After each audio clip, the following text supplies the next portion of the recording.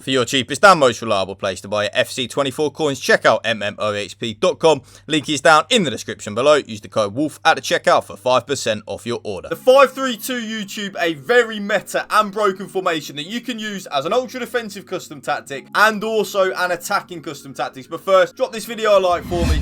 Drop a comment down below, and if you can hit that subscribe button to my channel, that would mean the world to me. So you are going to want to use balanced on the defensive style. Check out trustdice.win. Link is down in the description below. You do also get daily bonuses just for logging in and have daily login rewards on the crypto bonus. You do have a live casino and a normal casino that you can check out. So if you do want to check out Trust Dice, link is down in the description below. Check it out. Especially in a 5 at the back formation, I just much prefer to be in control of where and when my team presses the ball, and you will see why, with a certain depth anyway, why I don't really feel the need to be using a pressure on heavy touch. And me personally as well, YouTube, I would stay well away from press after possession loss. I don't think it's very good, and especially in a 5-3-2, I don't really think it's good or a viable option. So for me, a balanced style where your team presses the ball to the middle of the pitch and your team shape is neutral, I just much prefer that. I like to be in control of where and when my team presses the ball. The defensive width, though, this is where things do get a little bit interesting.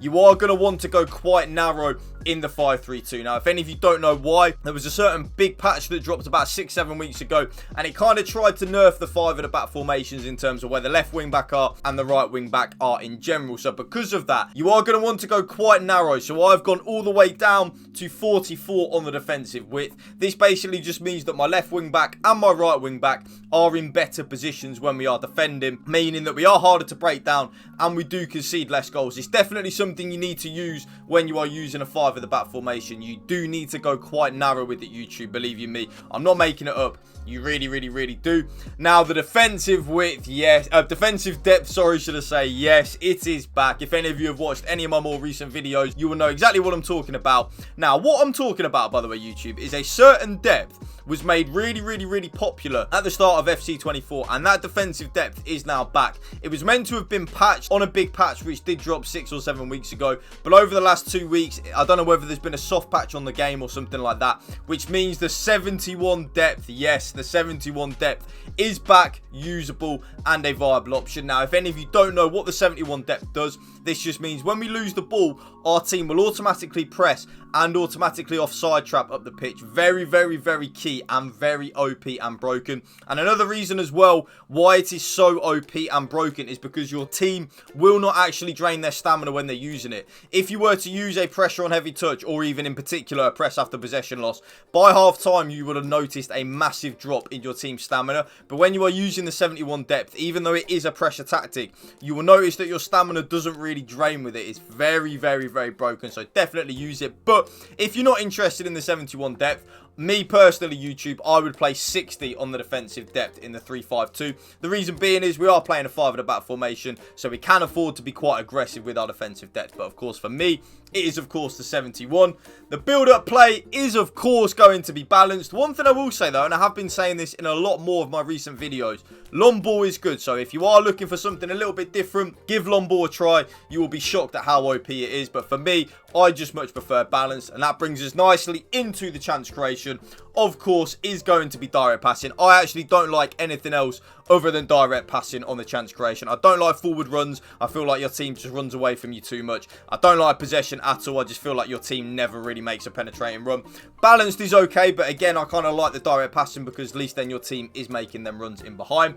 The offensive width, though, we are going to want to go a little bit more narrow again. So I've gone down to 45. I just much prefer having my left wing back and my right wing back slightly more involved in the build-up play rather than have them literally traditionally just hugging the touchline. I just bring them inwards ever so slightly. It definitely works, so give that a go. Players in the box as well is of course going to be 7, YouTube. The more players that we have in the box, you know what I'm going to say, the more likely we are to score a goal, so give it a go.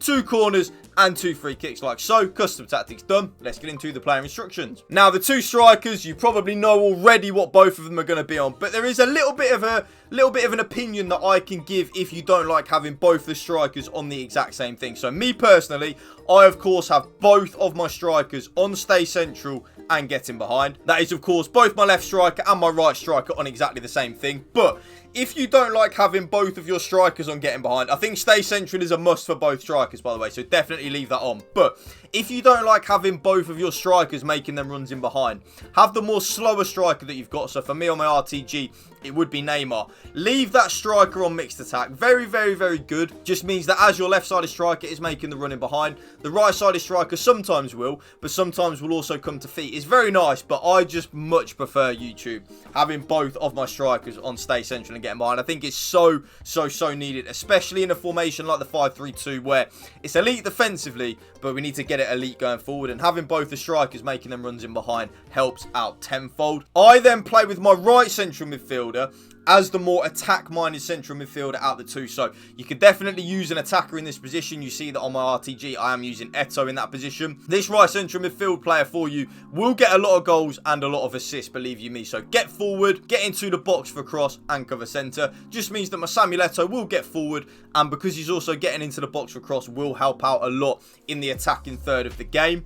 The middle central midfielder, you are going to want to have this central midfielder on stay back while attacking and cover centre. This middle central midfielder, like I say in all my videos, is like the Rodri role or the Boubacar Kamara role, whatever role you want to call it. That is the role of this player, just to get the ball, win the ball back, and then give it to our more attack-minded players. So he will stay in that middle of the pitch, breaking up the play and just giving it to the better players, really. The left-sided central midfielder will still get forward a little bit, but won't get forward as much as your right central midfielder. So you can use a traditional central midfielder in this position. For example, here on my Road to Glory, I'm using this 89 Hadji. Very good player, by the way. I really like him. So balanced attack, get into the box for cross and cover centre, and the balanced attack means that they will get forward a little bit, but not as much as my right-sided central midfielder, who will be completely getting forward and really helping out in the attacking third of the game. The get into the box for cross, again, just means that he will be involved in the attacking phase of the game. It's needed, YouTube, trust me. The left wing back and the right wing back are on exactly the same player instructions, and you can probably guess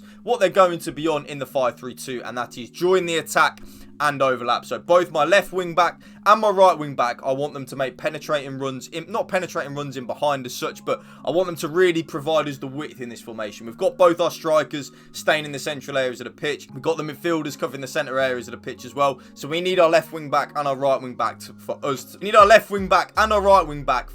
be providing the width. So that's what we use our left wing back and our right wing back for.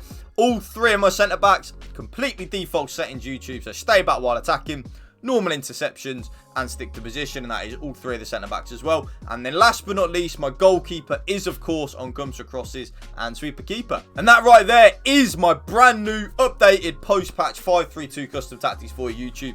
If you did enjoy this video, you know what to do. Drop it a like for me, drop a comment down below, and if you can please hit that subscribe button to my channel, that would mean the world to me. Also, let me know, have you packed any team of the years yet? I have not opened any packs for it yet. I'm waiting for them all to come into packs before I do that, but let me know. Thank you for watching. Peace out. One love.